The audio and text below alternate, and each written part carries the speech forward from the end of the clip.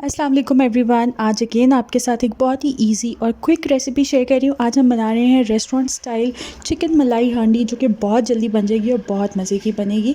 सबसे पहले मैंने हाफ़ कप ऑयल के अंदर जो है हाफ़ केजी छोटे पीसेस में कटी हुई चिकन ऐड कर ली थी। साथ ही 1 ही टेबलस्पून अदरक लहसुन के पेस्ट का ऐड किया और 1 टीस्पून सॉल्ट ऐड किया। इसको मैंने 3 से 4 मिनट अच्छी तरह फ्राई किया।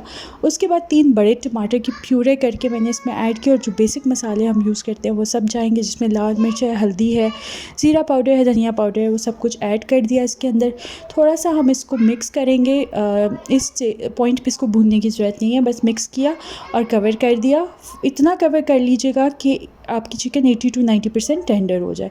साथ ही इसमें मैंने 1/4 कप अच्छे से बीट करके योगर्ट ऐड कर दिया था और थोड़ा सा अगेन इसको मिक्स करके फिर से कवर कर देंगे और तकरीबन 5 मिनट के बाद ये देखें ये कंडीशन थी चिकन की। अब यहाँ पर हम इसको अच्छी तरह से भून लेंगे। तकरीबन 5 मिनट्स मैंने इसको मीडियम फ्लेम के ऊपर भून लिया था। ऑयल सारा सरफेस पे आ चुका है। इसके अंदर मैंने थोड़े करी लीव्स डाले, हरी मिर्चें डाली काट कर और 1 टेबलस्पून मैंने इसमें बटर ऐड किया। अगेन हमने इसको थोड़ा सा मिक्स किया और अब इसके अंदर ये 2 टेबलस्पून मैंने ऐड कर दिए हैं फ्रेश क्रीम के। और क्रीम ऐड करने के बाद बस मैं इसको इतना ही कुक करूँगी कि ये अच्छे से मिक्स हो जाए, इनकॉर्पोरेट हो जाए सारी हमारी ग्रेवी में। और उसके बाद एंड पर हम इस पे ऐड कर देंगे कसूरी मेथी, जिसको हाथ से अच्छे से क्रश करके मैंने ऐड किया था।